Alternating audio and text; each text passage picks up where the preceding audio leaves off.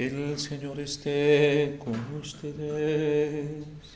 Y con tu espíritu. Lectura del Santo Evangelio según San Marcos. Gloria a ti, Señor.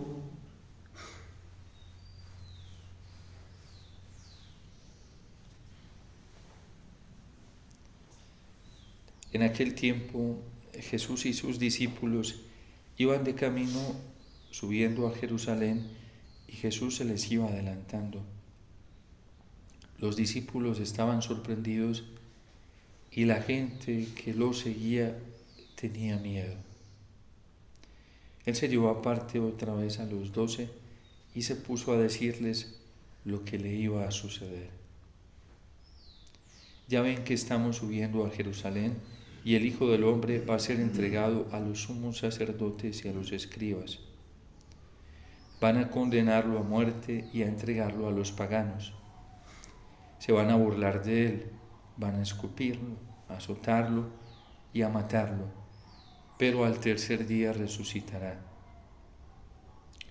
Entonces se acercaron a Jesús Santiago y Juan, los hijos de Zebedeo, y le dijeron: Maestro, queremos que nos concedas lo que vamos a pedirte.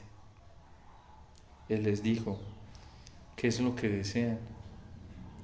Le respondieron: concede que nos sentemos uno a tu derecha y otro a tu izquierda, cuando estés en tu gloria. Jesús le replicó: no saben lo que piden. ¿Podrán pasar la prueba que yo voy a pasar y a recibir el bautismo con que seré bautizado? Le respondieron: sí podemos.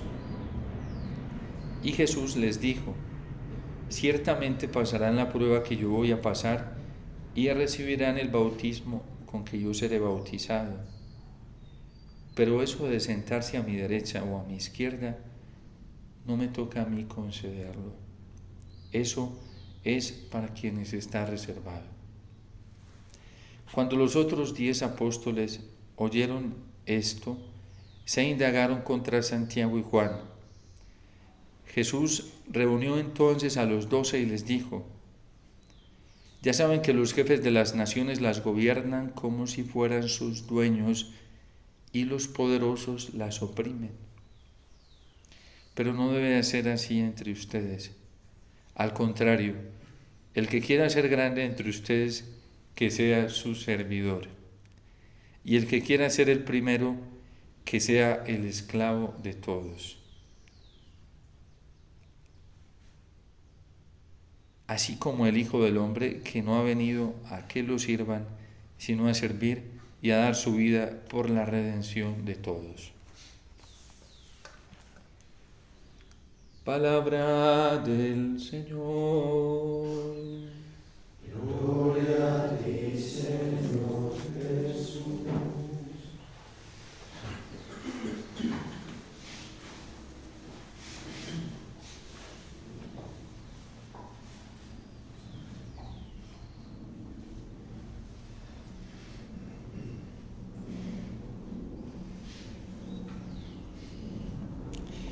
El Catecismo de la Iglesia Católica, cuando nos habla de la creación, tomando aquel artículo del credo, cuando dice que Dios es creador de todo lo visible y también de un mundo invisible. Nosotros creemos en la creación de un mundo que no alcanzamos a percibir de manera física con los ojos sensibles, físicos, biológicos, sino con la mirada del espíritu, del alma.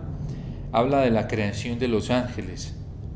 Y por revelación bíblica, pues nosotros sabemos que hay todo un mundo espiritual que nosotros no conocemos, que Dios ha creado incluso antes de crear al hombre, a su imagen y semejanza, y antes de la creación misma como tal. Y dice una cosa muy linda, que los ángeles están siempre ante Dios y que ellos hacen una elección de Dios, lo eligen por preferencia, no por miedo, no por imposición, no por intereses mezquinos, egoístas, sino que lo sirven por preferencia. Y para que los ángeles lo elijan por preferencia, es que tienen que contemplar algo muy bello y muy hermoso en Dios, que les suscita una elección de este modo. De hecho, la revelación bíblica, San Pedro también lo dice en una de sus cartas, no recuerdo en cuál, ya ustedes buscarán, que el demonio se rebeló contra Dios. ¿Qué fue lo que vio el demonio en Dios? ¿Y cuál fue el designio y el propósito que Dios le reveló a los ángeles que pretendía hacer con su creación, sobre todo con el hombre, que el diablo se resistió y no quiso? Porque fue eso. Dios es de tanta confianza que reveló, y hoy lo dice el Salmo, revela sus pensamientos, los designios más íntimos se los reveló a Jacob y también a los ángeles a los que él amado por un amor puro, le reveló también todos los designios y los planes que tenía con el hombre. ¿Qué fue con lo que el demonio no fue capaz? Ver la humildad de Dios. De hecho, el Evangelio hoy nos lo explica de una forma muy sencilla. Así como el Hijo del Hombre, que no vino a ser servido, sino a ser su servidor. ¿Saben cuál es la mayor sorpresa en el cielo? Que Dios se pone al servicio de sus criaturas. Y por eso el diablo dijo, no servían. Yo eso no lo voy a hacer. Eso nos escandaliza incluso hasta nosotros mismos. Que todo un Dios omnipotente, que todo un Dios que tiene el control absoluto de todo y que tiene tanto poder para decir, hágase la luz y se haga, se ponga al servicio de sus criaturas. Pues hoy Cristo lo está diciendo, y eso no hay que maquillarlo y no hay que enredarlo con peripecias teológicas, argumentativas. El Hijo del Hombre no ha venido a ser servido, sino a servir. Y no nos lo demostró. ¿Por qué creen que San Pedro se escandalizó en la última cena? Porque se escandalizó. Y por eso Cristo lo venía reprendiendo, porque él pensó en un ejercicio cristiano diferente al de Dios. No, eso que ni te suceda. Apártate de mí, Satanás, porque tú no piensas como Dios, sino como los hombres. Sí me debe suceder, porque yo me voy a entregar del todo por el hombre, a quien amo. Y lo voy a hacer hasta el extremo. Y si eso significa dejarme humillar, pisotear, si eso significa dejarme maltratar, si eso significa dejarme volver nada por todos, con tal de demostrar mi amor por ti, Pedro, y por cada uno de ellos, para que me crean que los amo, lo voy a hacer. Y a Pedro no le gustó ese plan. Y dice, Señor, eso que ni te suceda. Menos mal, Pedro era un hombre sincero, sí, pues expresaba lo que sentía y cómo lo sentía. Era auténtico.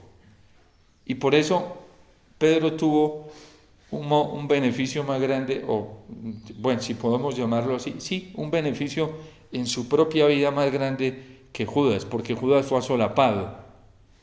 Judas mostraba lo que no era. Ninguno de los apóstoles se imaginaba que Judas era el que iba a traicionar al Señor. ¿Saben por qué?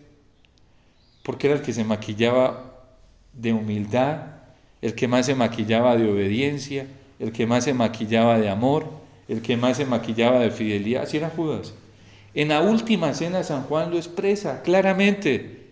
Cuando el Señor dice, uno me va a entregar y todos, ¿y quién será? Nadie se llegó a imaginar que iba a ser Judas. Judas era ese prototipo externo del cristiano fiel, externo. Pedro no, Pedro era metiendo las patas. Pedro era ese prototipo de cristiano que mete las patas en todo. Este metepatas que va explotando de adentro así y deja ver su miseria delante de todos, este no tiene cabida. Y resulta que Pedro tuvo cabida. Por eso, en Tiberíades, Pedro le dice algo muy lindo al Señor. Señor, yo a ti no te he escondido nada. Él utiliza un verbo, San Juan utiliza un verbo en griego muy lindo para decir, mi vida ha estado desnuda ante ti y ante todos. Yo no tengo nada que esconder. Tú lo sabes todo. Tú lo sabes porque yo, así como tú me has visto actuar, así he sido. Pero Pedro mete las patas, vuelve allá a la última cena, porque así es el impulsivo. Y el Señor se pone como esclavo. Dios es Dios mismo. Por eso hace tanto daño separar lo que hizo Arrio, la naturaleza divina de la humana. Porque a los arrianos eso también los escandalizó. Y un Dios no puede llegar a eso. Sí, pues Dios sí llegó a eso. Se postró a los pies de sus apóstoles, hasta de Judas, que lo iba a traicionar. Y sabía que lo iba a traicionar. Y allá le lavó los pies con un amor. Con un amor. Como un esclavo. Ese ejemplo de Dios, algunos los atemoriza y también los escandaliza. Y por eso hoy dentro de la iglesia hay cristianos que prefieren inventarse en un Dios a su manera. De hecho lo hay. En la iglesia hoy sí que lo vemos de una manera clarísima. ¿Cómo hay? Parece que hubieran varios Cristos y varios Padres celestiales y varios Espíritus Santos y varias vírgenes, ¿sí? Y varios San José. Y esos no coinciden con el Evangelio. Como no les coincidía a los apóstoles, ¿qué querían ellos? Así estaban pensando, que nos sentemos uno a tu derecha y otro a tu izquierda. Y Jesús les dice, esto no, todavía no han comprendido. No saben cómo es esto. Eso no me corresponde concederlo a mí, eso será mi Padre, para quienes lo tiene destinado. ¿Saben quiénes son los que están más cerca de Dios en el cielo? Los que más capacidad de entrega tienen, sin esperar nada a cambio. Solo como dice San Pedro hoy, esperándolo todo solamente del Señor. Porque ¿quién es capaz de entregarse de esa manera? Que lo pisoteen, que lo vuelvan nada, que lo traicionen, que lo decepcionen, que lo utilicen como se utilizó a Cristo. Y a veces al mismo Dios que sí hace el último, a veces no, siempre. Al mismo Dios que sí hace el último, ¿quién está dispuesto a eso? ¿No ven que un evangelio hoy del último, el evangelio de los últimos, hoy escandaliza? Porque en este mundo queremos ser los más protagonistas ante los hombres, no ante Dios. Solo los santos son los que buscan ser protagonistas ante Dios y les va un comino lo que piensen los hombres de ellos. Si los aceptan o no los aceptan. Porque su felicidad, su plenitud está en poder atraer una mirada de Dios. Que Dios me mire. Y me miro y ya con eso tengo. No me importa lo demás. ¿Sí? Me dijo Dios que yo soy lo más importante para Él. Y ya no importa lo demás. Me dijo Dios que yo soy su hijo. Que yo soy lo más bello que Él ha creado. Y ya no importa lo demás. Si los otros me dicen que soy feo, pues eso es problema de ellos, ¿sí? Pero Dios me dijo que soy hermoso para Él. Que soy la niña de sus ojos. Como dice el Salmo hoy, si Dios me dice, no te preocupes que yo te protejo porque yo he reforzado los cerrojos de tu corazón, yo lo cuido no me importa que los demás me dejen solo. ¿Qué me importa? ¿Sí? Si ya Él me dijo que Él me protege, ya, yo con eso tengo. Pongan su esperanza en Dios, dice San Pedro, porque ustedes fueron rescatados a un precio muy alto. ¿Cuándo vamos a llegar nosotros a la plenitud de la vida? Cuando comprendamos esto. Y por eso mirar a un Dios así, eso produce un anhelo. Los ángeles son felices al lado viéndolo. Una vez me dijo una hermana esto y me impactó. Yo nunca había podido en mi vida, y eso me causaba como una tensión interior que a veces me daba como impotencia, ¿sí? Que yo no podía entender la tarea de los ángeles. Y a veces el diablo me ponía la tentación de ver a los ángeles como un par de zapatos o como una computadora o como unos esclavos que tienen que estar ahí por miedo. Y eso me perturbaba, entonces más bien prefería no pensar en eso. Y un día hablando con una hermana me dice, padre, imagínese que me lee un libro y nosotros le pedimos muy poca ayuda a los ángeles. Y sabe que los ángeles se morirían de alegría y de felicidad si nosotros los invocáramos, los santos ángeles, y les pidiéramos la ayuda. Ellos quieren servir. Y en esos momentos se me vino una luz del Espíritu Santo y yo, claro, si ellos están viendo a Dios que se está entregando y sirviendo a toda hora, quieren hacer lo mismo que hace Dios. Lo que hace nuestro papá Dios, que se pone al servicio. Invócame en el día del peligro y yo te escucharé, dice él mismo. Se pone a nuestro servicio. En la Eucaristía, la Iglesia lo invoca a través del poder sacerdotal y le dice, Padre, te pedimos en este momento, en el segundo exacto que la Iglesia se lo diga, Él está al servicio. Te pedimos, Padre, que santifiques por el Espíritu Santo estos dones, de manera que se conviertan en el cuerpo y la sangre de tu Hijo. ¿Cómo será de pronto Dios? Dios, a la criatura que es su Iglesia, y de una viene a servir. Dios nos dice que obedezcamos y el primero que nos da testimonio de su misión, ¿quién es? Él es que se hizo esclavo. Filipenses 2, del 5 al 11. Tomó la condición de esclavo. Pronto. Yo estoy pronto a la voz de tu súplica. Llámame en el día del peligro. Y por eso los ángeles se manejan a la expectativa de ver cuándo los invocamos para pedirle la ayuda, porque quieren parecerse a Dios. Es por preferencia, no es por imposición, no es por obligación, no es por miedo. Y ellos ven la entrega, el servicio. Imagínense, la creación misma es un testimonio bellísimo de eso. ¿Qué se puso a hacer nuestro papá Dios? Para que nosotros nos sintiéramos felices. Antes de llegar a la existencia humana, ya existíamos en Él. Se puso a decorar todo, ¿sí? Entonces creó los pajaritos, las flores, la creación, los mares bien hermosos. ¿Quién no se siente sobrecogido cuando está en un amanecer viendo la aurora ante el mar y sintiendo ese ruido de las olas? Y eso lo hizo nuestro papá para que nosotros nos sintiéramos felices, Dios. ¿Quién no se deleita ante el canto de los pájaros cuando la aurora comienza a salir? ¿Y quién no se deleita aquí en este lugar que los amaneceres son tan bellos cuando comienza a salir la aurora del sol, como dice el salmista, pidiendo campo y diciendo el sol, aquí voy yo, y la oscuridad toda se va inmediatamente?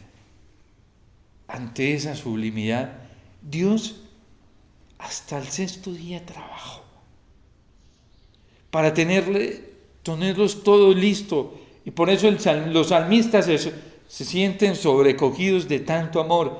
Un salmista llega a decir, tú me saturas de bendiciones y de amor. Mire, tan tremendo que hasta ahorita que estábamos, la gatica viene aquí a escuchar la palabra de Dios, ¿sí? Ahorita me sorprendió que había una arañita aquí, ahí en todo el Evangelio y paradita, ¿sí? Esa es la sublimidad del amor de Dios. Y por eso dice hoy San Pedro, dice, la hierba crece, da flor, la hierba se seca y desaparece, y la flor, la belleza de la flor siendo tan bella también, ¿sí? Pero la palabra de Dios que nos da el testimonio del amor de Dios nunca nadie lo puede borrar de nuestro corazón. Tanto que tenemos que contemplar a nuestro Papá Dios. Él se hizo último. ¿Y saben para qué se hizo último? Para ver si nosotros le creíamos o le creemos que nos ama. Para eso, para que le creamos todo el amor que tiene por nosotros. Y por eso San Juan lo va a decir de una forma sobrecogida. Tanto amó Dios al mundo que entregó a su único Hijo. Lo entregó. ¿Eso lo hace quién? Un servidor se entrega a sí mismo totalmente. Entregó su tesoro más valioso, más precioso. La belleza más grande de su corazón de padre, que es su Hijo. Lo entregó para que todos le creamos. Y para que si le creemos, pues tengamos vida. ¿Quién en este mundo, nos demuestra tanto amor como Dios? Digo, no nos muestra, demuestra. ¿Quién es capaz de dar verdaderamente la vida por nuestra salvación eterna? ¿A quién le interesa que lleguemos a ese descubrimiento del amor de Dios para que lleguemos a ser libres? No, los jefes y señores de las naciones no quieren eso. ¿Por qué se quedan sin clientela para oprimir y para esclavizar? ¿Por qué vemos en la iglesia tantos celos, envidias, competencias, tantos dominadores, hasta grupos laicales que controlan y manipulan a la gente y les da miedo que la gente llegue a la libertad de hijos de Dios porque se quedan sin clientela para manipular? ¿No ven que viven de ellos? Y hay algunos que viven solo de la fama que tienen en los demás. Y apenas no van a permitir que se les acabe esa fama en la mente y en el corazón de la gente porque se quedan sin satisfacción. Los ángeles no trabajan para sí mismos. Trabajan para que nosotros descubramos el amor de Dios y nos hagamos dependientes de ese amor. Los santos en el cielo no trabajan, ellos no son autorreferenciales. Ellos no trabajan para sí mismos. Los santos trabajan para que nosotros descubramos a Dios y descubramos su amor y vivamos siempre de ese amor. La iglesia, decía el Papa Francisco, antes de entrar al cónclave, en un discurso sublime que dirigió a los cardenales en preparación para el cónclave donde él fue elegido, la iglesia no es autorreferencial. Y tantos grupos, hasta comunidades dentro de la iglesia autorreferenciales, solamente viven para hacerse en propaganda a sí mismos y a sus fundadores, pero no al Padre Celestial. Ustedes no pueden ser como los señores de este mundo, como los gobernantes de este mundo, dominadores. Miren, un daño grande que se le ha hecho a la iglesia, a nuestra amada iglesia, que vive para mostrarnos al Señor, es que algunos, utilizando las cosas santas, manipulan a la gente para someterlas a ellos, para que les obedezcan a ellos y no a Dios. Y lo hacen en nombre de la obediencia a Dios, la manipulan y así controlan y manipulan conciencias. Mira, a mí me sorprende de día en día, eso lo veo cada vez más, gente, y no de uno, de varios grupos y movimientos laicales, directores y entre comillas superiores, pero que de superiores no tienen absolutamente nada porque no viven un servicio a Dios, sino que viven para sí mismos, manipulando a la gente. Y si usted no está aquí en este lugar, usted se va a perder, usted se va a desconvertir. Y separan así a la gente de la iglesia. Y no hacen dependiente a la gente de los sacramentos, por ejemplo, de la Eucaristía, sino de la espiritualidad de un fundador o de una fundadora. Yo recuerdo, y aquí lo he dicho varias veces, una vez hace muchos años yo me quedé sorprendido, vino un sacerdote a hablarnos de la necesidad que teníamos de encontrar una vida comunitaria verdadera y sincera como la que dice San Pedro hoy, un amor fraterno verdadero, que no nos hiciera dependientes de nada ni de nadie, sino de Dios. Y decía este padre cómo era de importante que nosotros en la vida eclesial descubriéramos que el deseo de la iglesia es llevarnos a Jesús. Y entonces decía él que había estado en una comunidad religiosa, X comunidad religiosa, de tantas que son muchas que existen, donde fue él y lo invitaron a una graduación. Y el discurso de la superiora todo el tiempo se la pasó hablando de la comunidad y de su fundadora. Y no habló en ningún momento de Jesús. Y él se quedó sorprendido y dijo, ¿y de Jesús, que es el más importante? Así hay gente hoy dentro de la iglesia, habla de sus comunidades, hagan el ejercicio para que vean, escuchen predicaciones de gente hablando de sí mismos, de gente hablando de sus comunidades o de sus fundadores, de sus fundadoras y de Cristo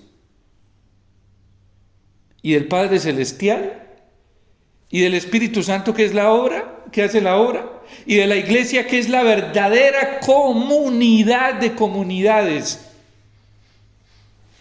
Miren, es tan linda la Eucaristía que ustedes y yo estamos viviendo el acto de comunidad más verdadero y sincero que se puede vivir en el mundo, no solamente en la iglesia, en el mundo. Ahorita vamos a entrar en comunión, ¿saben con quién? O ya estamos en comunión con todos los santos y santas. Porque a los santos les interesa solo una cosa en el cielo. Bueno, una cosa no, algo muy grande. Les interesa una persona y todos viven en torno a esa persona. Y es a Dios Padre, hasta Jesús y el Espíritu Santo. Y el Padre solo vive deleitándose en su Hijo. Y así es la Trinidad. En el cielo la felicidad más grande de los santos es que por preferencia, libremente, en un arrebato de amor libre de alegría, todos están mirando a Dios. Y los que venimos a la Eucaristía, con ese puro deseo, sincero y puro deseo, como dice San Pedro hoy, hacemos lo mismo que ellos. Y eso saben que eso nos hace unos, porque resulta que todos vamos mirando el mismo objetivo, el mismo fin, y cuando en la Eucaristía venimos a buscar a Dios y a encontrarnos con Dios, nos entendemos. Hay gente que viene a la Eucaristía no a buscar a Dios, entonces no hay comunión. No hay comunión sincera de la que hoy habla el apóstol San Pedro. Dice, bien saben ustedes que de su estéril manera de vivir, heredada de sus padres, Dios los ha rescatado, no con bienes efímeros como el oro y la plata, sino con la sangre preciosa de Cristo, el Cordero sin defecto ni mancha, el cual Dios había elegido desde antes de la creación del mundo y por amor a ustedes lo ha manifestado en estos tiempos que son los últimos. Es gracias, nosotros somos libres, nosotros tenemos vida, tenemos gracias naturales, sobrenaturales, gracias a la sangre de Cristo. Él debe ser lo más importante para nosotros. Una vez, yo en medio de mi ignorancia, me pegué una tropezada. Un padre me estaba hablando como de manera picosa de la comunidad, del Ave María. Y entonces yo, así lleno de presunción y soberbia,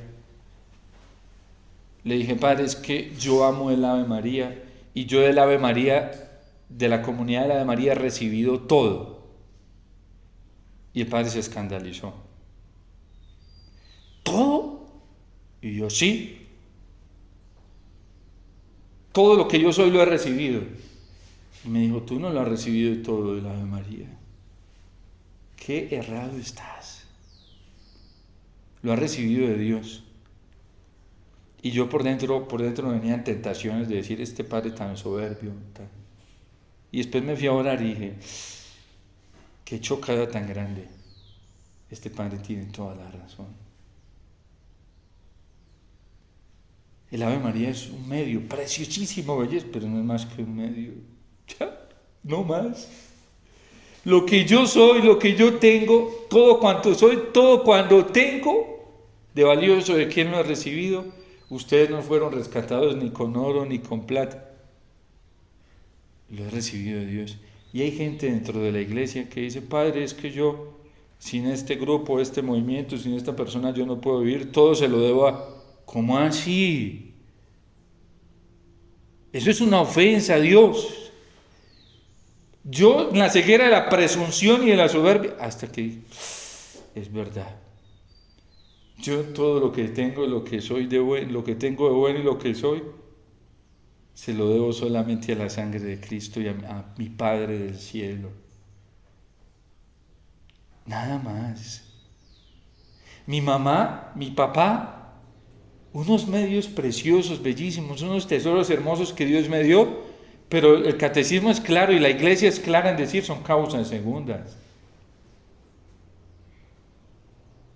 ¿Qué significa segundas? Secundarias. Pero ¿quién fue el que me creó? Dios mi Padre. Él fue el que me colocó ahí.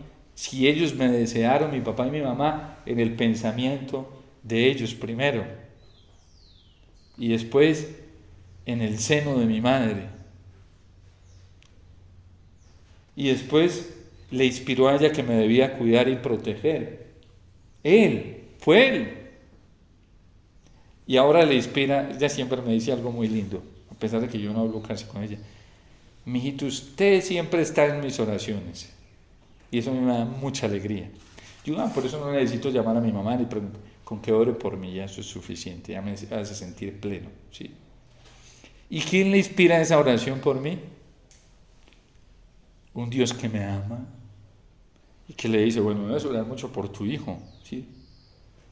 Porque tiene muchos peligros, ¿sí? ¿Y quién lo hace? Ese amor protector y providente de Dios.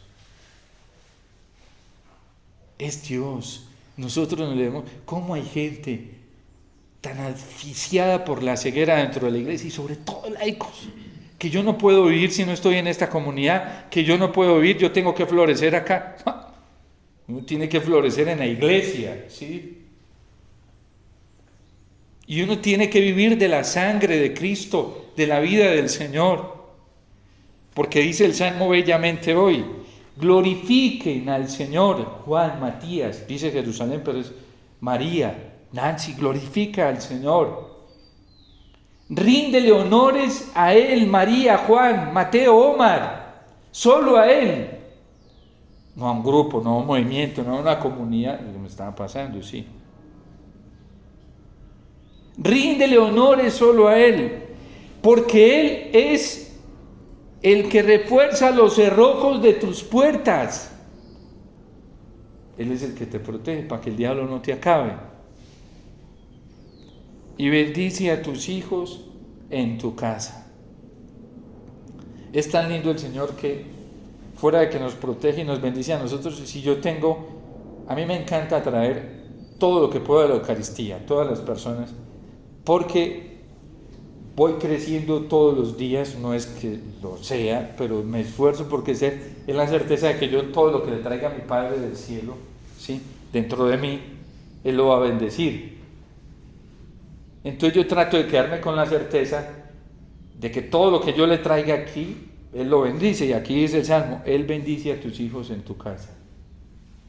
Si yo traigo 1,000 personas, 2,000 personas en mi corazón a la Eucaristía, Él las bendice. No en atención a mí, ¿sí? En atención a su hijo que le dice acá en la Eucaristía, le dice, Padre, yo por todas esas intenciones que trae Omar te entrego mi vida. Eso es la Eucaristía. Por todas las intenciones que trae Juana, que trae María, que trae Nancy, Padre, escúchalos porque yo me estoy ofreciendo por tú. ¿Y qué hace el Padre? Listo, hijo, si como tú te estás entregando, yo voy a bendecirte. En atención a la sangre de Jesús. Él mantiene la paz en tus fronteras. ¿Quién es el que nos da la verdadera paz en el corazón? Es el Señor. Una vez me citaron a un lugar para intimidarme. Y yo tenía mucho miedo y hasta pánico, sí. Esos días casi ni dormía. Porque me estaban amenazando con algo, sí. Y yo, Dios mío, yo no voy a ser capaz, yo no, ayúdame, y me pegaba. Y esa era la tentación de pánico y de miedo. Cuando llegué a ese tribunal, fue una cosa impresionante. Yo pasé la puerta de ese lugar y cuando pasé la puerta comencé a sentirme, yo creo que eso era el cielo, porque yo sentía una paz que en mi vida se me quitaron hasta los dolores físicos, todo. Me sentía como una pluma y como si estuviera en medio de algodones así atendido. Una cosa impresionante. Y era una plenitud en el corazón. Y la persona que me estaba intimidando me miraba y yo callado. Yo por dentro y no poder meterme más acá. Esto tan bueno. Y yo decía, Señor, si esto es el cielo, vale la pena padecer lo que sea por una experiencia. Yo en mi vida había experimentado una paz tan grande como en ese momento. Y yo, pero es que estoy ante una amenaza. No, nada, o sea, es una cosa impresionante en el corazón. La persona me miraba así como asustada, así.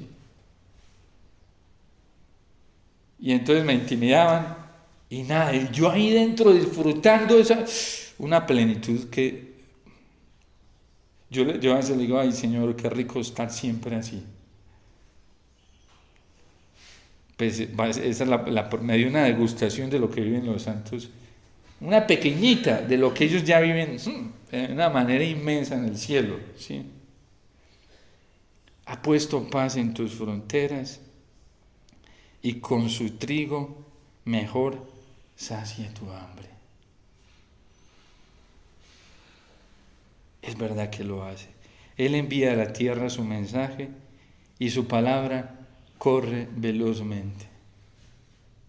Una sola palabra del Señor que uno escucha en el corazón cuando le dice a uno, Omar, no tengas miedo, yo estoy contigo. Eso vale más que cualquier otra cosa, ¿sí? Que el corazón la pueda escuchar. Una señora, un día estábamos en un momento de oración y yo les dije que se pusieran la mano en el corazón, estábamos en el Santísimo. Y cierren sus ojos y pongan su manito en el corazón. Y con sus ojitos cerrados les dije, Jesús está aquí. Y era verdad, no era mentira. Está frente a ustedes. No es que pues yo no lo estaba viendo con los ojos físicos, pero es que estaba Jesús sacramentado y toda su gloria invadiendo ese lugar. Y le dije, cojan ese corazón que tienen, tan sufrido, que les ha dolido tan. Jesús está ahí al frente pidiéndoles ese corazón, entrégueselo. Y la gente hizo, con sus ojitos cerrados, el gesto de arrancarse su corazón y se lo entregó al Señor. Yo había atendido a esa señora muy mal. Tanto que fue una de las cosas que me movió a ir a hacer esa oración. Y al otro día se me acerca, era un momento de silencio, pero ella no pudo contener el silencio. Y me dijo, Padre, porque yo les dije, miren, entrégale ese corazón al Señor que Él se los va a cambiar por uno nuevo. Pero eso no es mío, lo dice Joel, lo dice Ezequiel, ¿sí? Lo dicen los profetas, que Él va a cambiar el corazón de piedra por un corazón de carne, un corazón nuevo.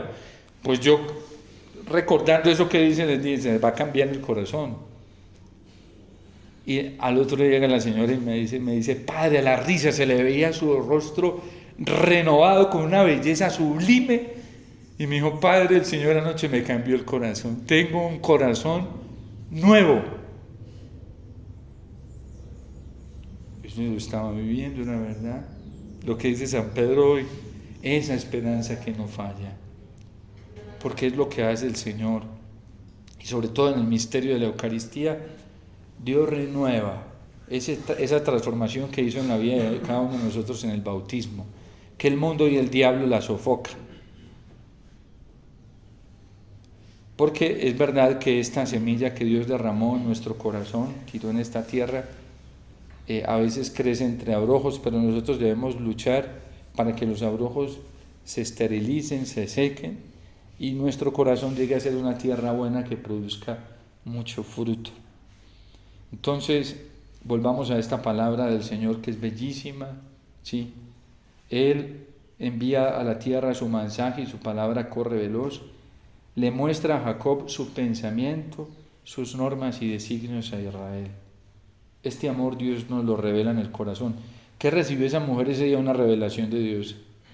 Le comprobó que Él se manifestaba y que Él transformaba su corazón. Eso a mí me ha tocado verlo en una cantidad de personas. Es impresionante. Lo que Dios hace es desbordar. Y la gente aferrándose a la hierba y a la flor del campo, y no a la palabra del Señor.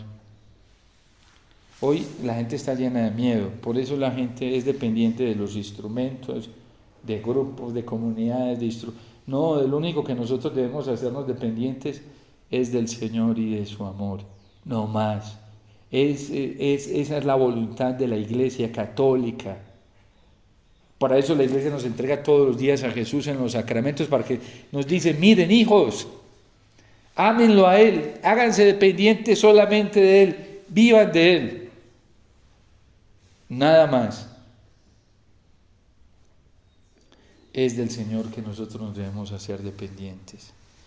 No hagan como los jefes de las naciones que las oprimen y las tiranizan, y tampoco alimentemos ese egolatrismo en tantos dentro de la Iglesia que han caído en eso, porque hay muchos sacerdotes que son esclavizando a la gente con sus criterios y haciendo, hoy por las redes sociales, eso es impresionante, cómo manipulan el Evangelio y a la Iglesia católica para amarrar a la gente y hacerla dependiente de ellos, de sus criterios, y no de Dios, y de los criterios de Cristo y del Espíritu Santo.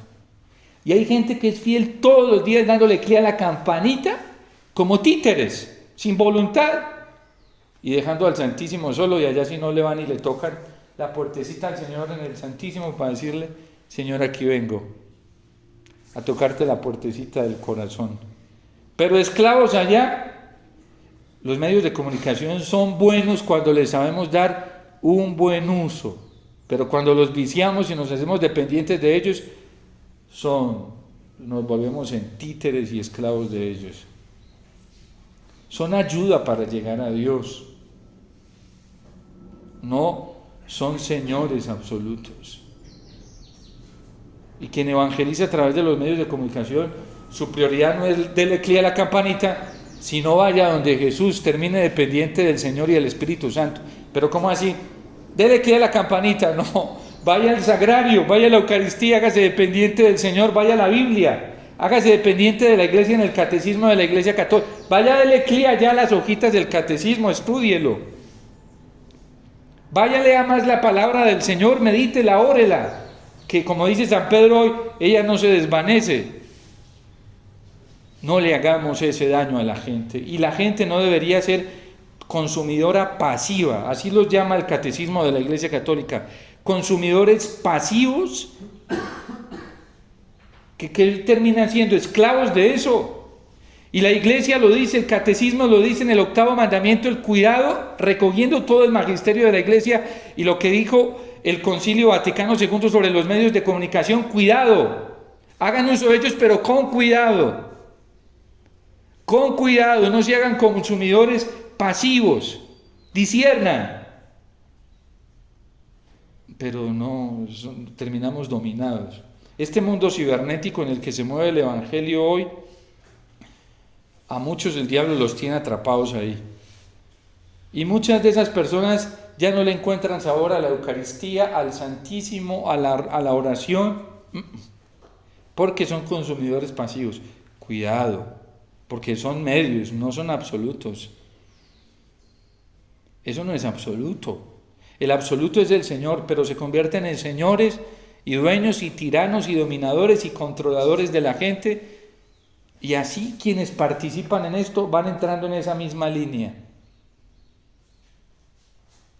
Miren, que alguien llegue a una comunidad religiosa a hacer un discernimiento y le digan, usted tiene que quedarse acá porque si no se queda acá, se va a perder y no va a vivir en gracia. Eso es pura manipulación. Que un muchacho llegue al seminario a discernir su vocación y le diga, tiene que ser acá porque si no se queda acá, usted se va a perder. Eso es manipulación. No, venga, le vamos a ofrecer los elementos para que haga un buen discernimiento a ver dónde le va a servir al Señor. Que alguien llegue a un grupo laical y le diga, tiene que quedarse acá porque si no se queda acá, se va a perder. Eso es manipulación de conciencia. Que alguien llegue a un movimiento laical y diga, tiene que ser acá porque si no es acá, usted se condena. O usted no vive en gracia. Eso es manipulación de conciencia. ¿Qué debería hacer una persona honesta de un grupo, de una comunidad, un sacerdote, un obispo? Háganse dependientes de la palabra. El primer papa lo está diciendo hoy. Miren a Cristo y la sangre con la que fueron liberados. Háganse dependientes de Dios y pongan toda su esperanza en Dios. Pero no tiene que ser aquí en esta comunidad. No, eso es manipulación al nivel más alto. Y eso va en contra de la libertad religiosa que el Concilio Vaticano II en un decreto que es sobre la dignidad de la persona humana dice, eso no lo hagan. Cuidado, que eso es coerción. Coerción moral, coerción religiosa, coerción psicológica. Y hay sacerdotes así en las redes sociales, hay obispos así, hay fundadores de comunidades así, hay laicos así, manipulando a la gente, como si ellos fueran la verdad. La verdad es el Señor. A mí eso me duele, porque no dejan a la gente que sea libre por preferencia. La gente tiene que terminar en la iglesia, amar a la iglesia. Imagínense al Papa Francisco diciéndonos, ustedes tienen que hacer todo como yo les diga. Nunca lo ha dicho. Él dice, yo pienso así, yo siento así, pero ustedes miren, sí, cada uno es libre. ¿Sí? No podemos hacer eso. Y no vayamos acá. No nos dejemos dominar ni atrapar por esa manipulación, ni tampoco vivamos al servicio de esas manipulaciones y de gente que es manipuladora. ¿Por qué son manipuladores? Porque están enfermos. Una persona enferma es así. Una persona que no ha podido todavía llegar a esa libertad de los hijos de Dios es así. Nada más lindo que uno encontrar la libertad en el Señor y saber que depende solamente de Él. Eso es lo más hermoso. Porque uno experimenta la paz y como Dios no se comporta como esos dueños oprimentes, absolutos, así. No, Dios es amor. ¿Sí? Y nos da ganas de seguirlo por preferencia y optar por Él, porque es un gusto optar por el Señor.